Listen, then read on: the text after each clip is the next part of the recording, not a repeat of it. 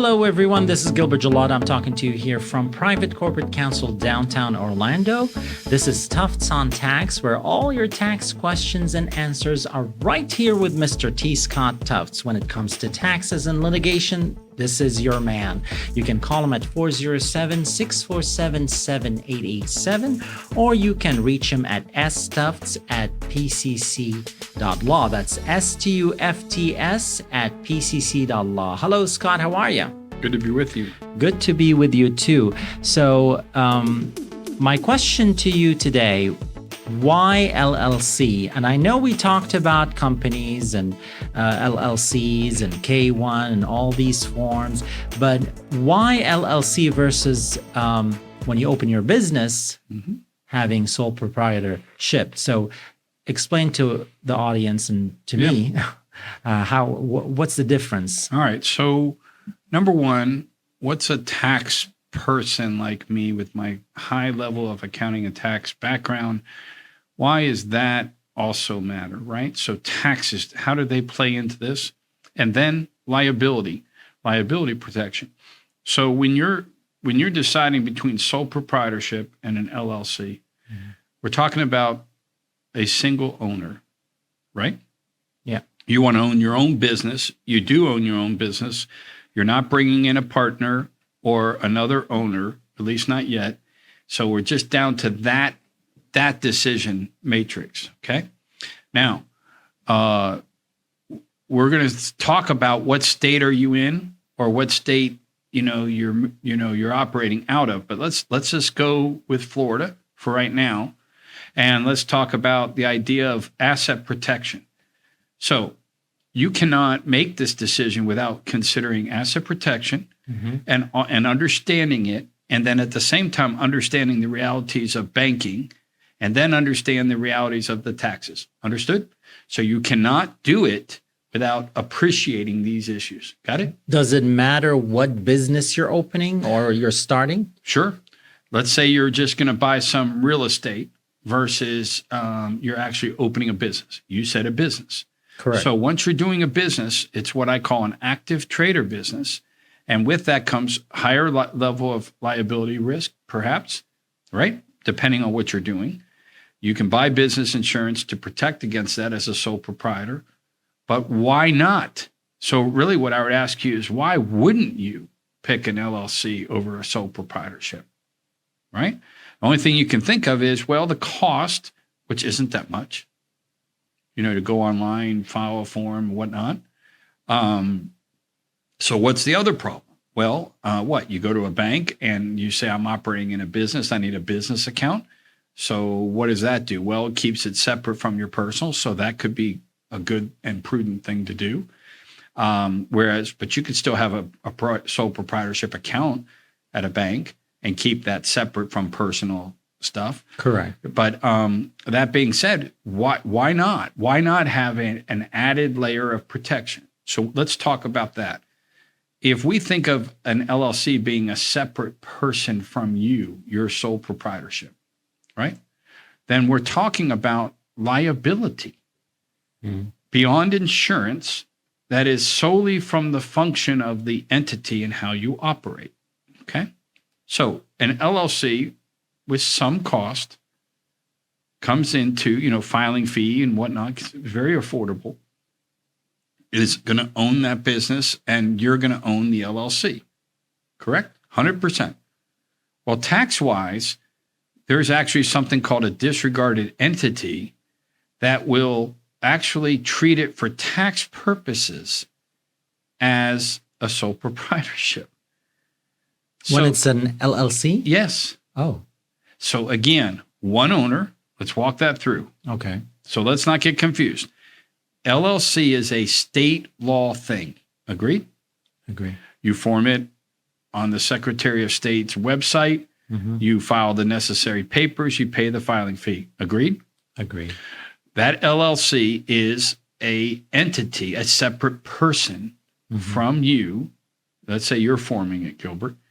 And then, but for tax purposes, let's take a breath. Take that same LLC. If you're the owner, you have choices to make tax-wise. If you do nothing, and you are the 100% owner, it will not be treated as a separate tax entity requiring its own tax forms. It will show up on your own 1040 under Schedule C if it's a trader business, active trader business. Oh. So now you don't have added cost of doing a separate return, paying your CPA to do 2 returns instead of 1. But you still should have separate books and records, and a separate account. If you have payroll and employees, you theoretically could do payroll out of that sole proprietorship. But listen to what I just said. You've got the best of both worlds, right? You've got asset protection, LLC, and we'll talk about what that means in Florida and other states generally. And then you have tax-wise, it being treated as a disregarded entity, which means it shows up on your Schedule C. So you came to me and said, sole proprietorship or LLC, correct?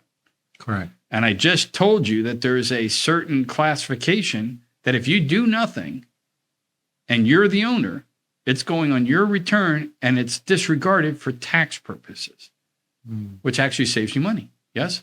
Yeah. And it's simpler. Yes? Is that the part that you're saying it's being treated like sole proprietorship? Yes. Okay. Yeah. So in other words, no difference from a sole proprietor for a certain type of LLC that elects that's 100% owned by you and chooses not to be something else. Now, what is that something else? It can affirmatively elect with the IRS and file a form to be a C corporation or an S corporation. So what do you want for tax purposes? So you have an LLC. Got it? The question is, what do you want to be for tax purposes? C corp, S corp, sole proprietorship. And how do you how do you make that decision? Okay. Decide on that, yeah. Well, very important tax issues with that. Schedule C is a simpler thing, right? Which we mentioned in previous episodes. Sole proprietorship, you don't have a separate tax return that could cost you more money with an accountant, let's say.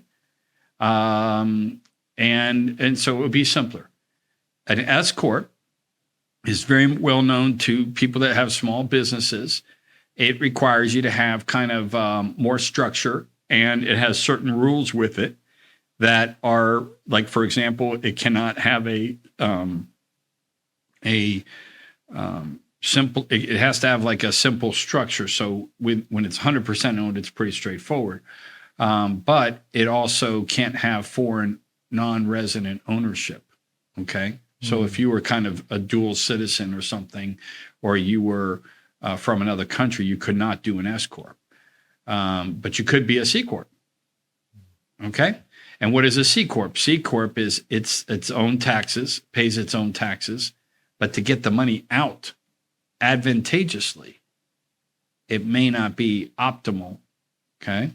Because you don't have a pass-through K1 that comes out of that C corp. So C corp, its own separate tax payer with a kind of idea that if you try and pull money out, that's going to not be deductible. And then you got to pay tax on it. And that's like a dividend. And then so it's like what we call double tax concern. But there's a very favorable capital gain exclusion, like we talked last time, for that. So if you think it's going to grow like crazy and be big and you're going to sell it, you might do that, C corp. All right. Now, S corp's got some restrictions on who can and can't be an owner, but that's a good choice. But it's a K1, so it's a single layer. It just flows everything out. You take your K1, you give it to your accountant, and they put it on your personal return. Okay. And then sole proprietor, it's disregarded. It shows up on Schedule C, and you don't have a separate return mechanism. Got it? So, so on the asset protection, let's cover that real quick. Oh, okay.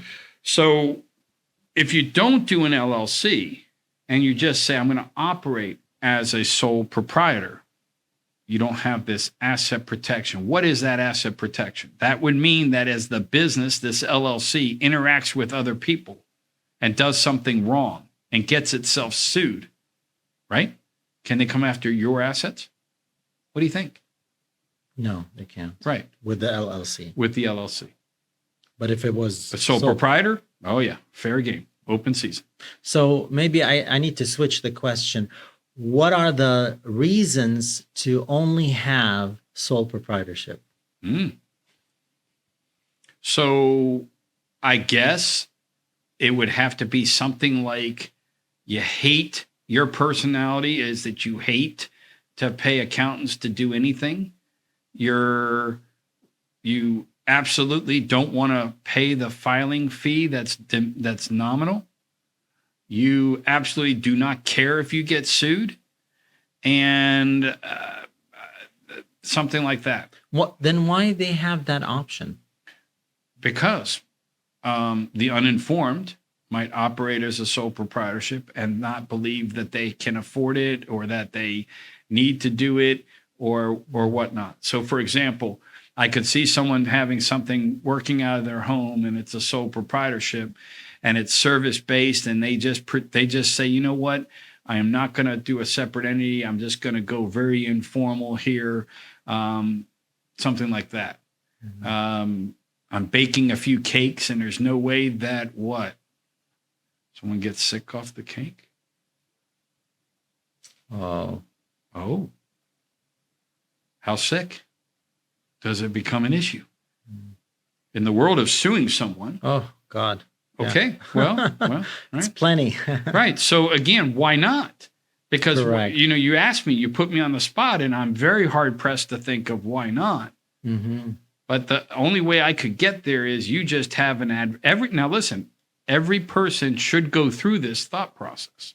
So this dialogue you and I are having is excellent because as a lawyer that can advise and so forth, we should always try and walk our clients through that. Some clients are risk tolerant, some are not. Some are like paperwork, others don't. Some can handle the complexities, some don't. Some have a lifelong experience of S corporations and love S corporations. My problem is if you have a predisposition to like corporate form over LLC form, you might be predisposed to go with an Inc. that as opposed to an LLC, and yet still end up with some of these tax choices we're talking about. Mm-hmm. And on that point, there's caution because an asset protection, when it comes down to it, asset LLCs fare better than corporations. Why is that? Why? So let's take a situation where instead of sole proprietor versus LLC, you say to me, Scott, I want to be a corporation or LLC. Mm-hmm. Correct? Correct. All right. How do you evidence your ownership of a corporation? How would you prove to me you have a business, you set it up, it's an Inc., right? How do you show me you're the owner? Well, the paperwork that we what filed paperwork? and signed. Like a stock certificate? Says you're the 100% owner? Maybe? Other paperwork? When you register the company with Sunbiz, let's sure, say, but Sunbiz doesn't have to tell the world who owns it. It just says who's the officers and things like that. Correct, yeah. Right? It doesn't say who owns it. Mm-hmm. But let's go to that next step. Let's say that you don't tell the world who owns it, but it happens to be just you. Mm-hmm. You are the president, right? But I come up to you and say, I don't believe you. What would you show me? You'd show me the stock certificate. Correct? It's like a little pretty thing you get when you form your entity and you get a little book and you have a stock certificate. And nobody else has one. So just by process of elimination or the paperwork that you show me, right? You're going to say, here it is. I'm 100% owner. I own it all. Got it? Now, I'm a creditor. I come after you, right? Right? Right. Now, let's say you have a business on the side. You have this corporation. Let's say you have two businesses. Let's do it this way, Gilbert. Let's say that for years you've had this one corporation that you own 100% of, and you have a stock certificate. Okay? And then you have this other one that is an LLC, and it 100%. And I ask you, how do you prove your ownership? And let's say you don't have any stock certificate. It doesn't issue stock. You don't have any membership units or certificates. You just tell me, and I take and you show me an operating agreement, or there's nobody else claiming to be the owner. Got it? Which one would you rather be? And wait a minute, and one more fact pattern. So you agree with me that, and let's say you have tons of assets personally. Okay? On which one? You personally have tons of assets. You're wealthy. Okay. You have a lot. Got it? Got it? Now let's change the facts and say you don't have any other assets other than these businesses. Got it? You got everything in the businesses. All right? Theoretically. Okay? Let's just go with that. Got it? 2 businesses. Right? And now you do something horrible. You get in a car accident, God help you, and you're responsible. And it's millions of dollars of damages above your protection under insurance. I get a judgment against you for whatever. And let's leave bankruptcy out of it for a moment. I want those businesses. I'm taking them. I'm going to take over those businesses. I'm going to say, can I have your stock certificate, please? You say, you can't have it. I say, yes, I can. I'm going to get I have a judgment. I'm going to execute on your stock certificate. Can you stop me? Answer, no. Again, judgment, execution, you have to go through the court to do that, but I'm going to execute on that judgment. I'm going to foreclose on that stock. Same question, LLC. Not so fast. And just because I said not so fast, in Florida, for example, it has to be last resort. And under what I was describing, when you have nothing else, they can get that corp. So they got to take your corp first before they can even touch your LLC. Interesting. All because LLC was better than corporation in that kind of situation in Florida. That sounds like a no-brainer than explaining all these things. Right. And if the LLC can elect to be an S Corp, why in the world would you not, if you like S Corps, be an LLC that makes an S election? Right? Because now you're an S Corp. It's because that's what you like. You follow the S Corp form, but it's an LLC under state law. Got it? But the point for our audience is, it's complicated, right? I mean, once again, I get it. It's not simple, but you have to know these things because you have to make good decisions. And if you can't dialogue with me on these, then what in the world are you doing? So, and if I can't explain it to you, what in the world am I doing? But the idea is that we walk this through and think it through, right? We try and get it right. But there's a lot of permutations. This is like menu. This is a restaurant type thing going on, right? Where we got to choose and pick and think about, where are we going, where we're heading, what do we like, what we don't like, what are we adverse to, and so forth. Or what works and what's the best. Right. You're a great driver. It's never going to happen. But it might happen anytime. And liability can be all kinds of things. Now let's talk business-wise. Whether you're a corporation or LLC, you have a liability protection. So what does that mean? That means, let's say I get a judgment and I'm a creditor against the business. You lose the business. The business messes up. I sue the business. I take over the business. Got it? Now can I go after your personal assets? No, if it's a LLC, no. Why not? Right? Why not? You can try. You can try. And that should stop you, right? Unless you're commingling it so much to the point where, it has to be really egregious, where you're like, maybe your golf clubs are in there, and but it's not as easy as not as all easy, and it's going to stop them. So these are like speed bumps in an apartment complex, right? You, boom, boom, boom, boom. And speaking of, like you said, and again, earlier, that's a way of phrasing it. Now, again, for our audience, what I'm trying to set the stage here for is that LLCs are optimal for both asset protection and lead to all of these different tax choices, which you then determine what's ideal for you. Understood? All right.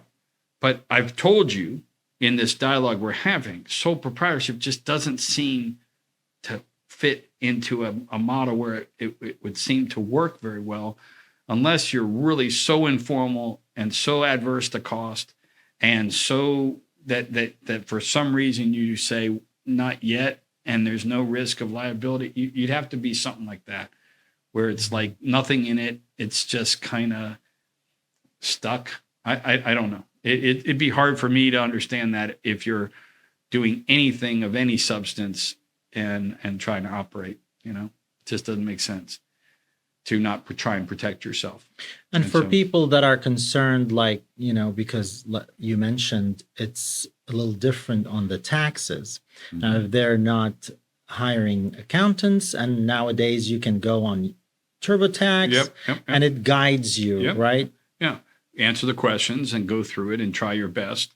And but that does raise the idea that once you think you might want to be tax purposes, an S corp, C corp, partnership, you need to get to that kind of feel, and then have a good CPA to advise you on that, because they need to carry the ball the rest of the way with its own tax return, its own filing. Okay.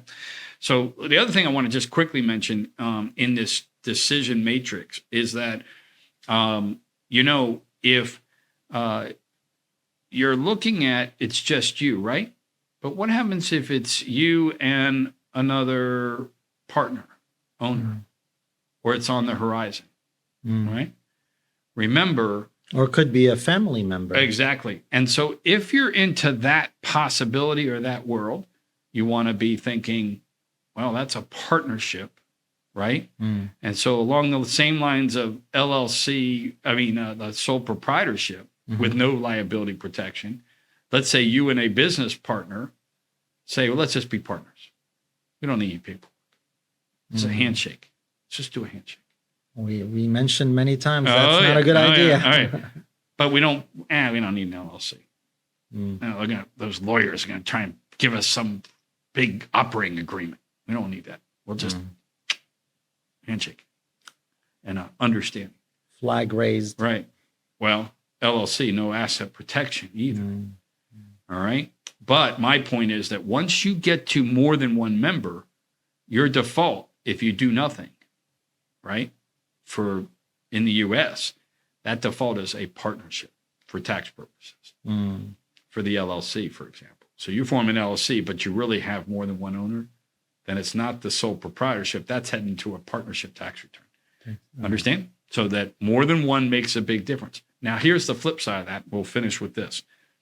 Multi-member LLCs have owners, and they're called members. Just the way it is. Corporations have shareholders. Got it?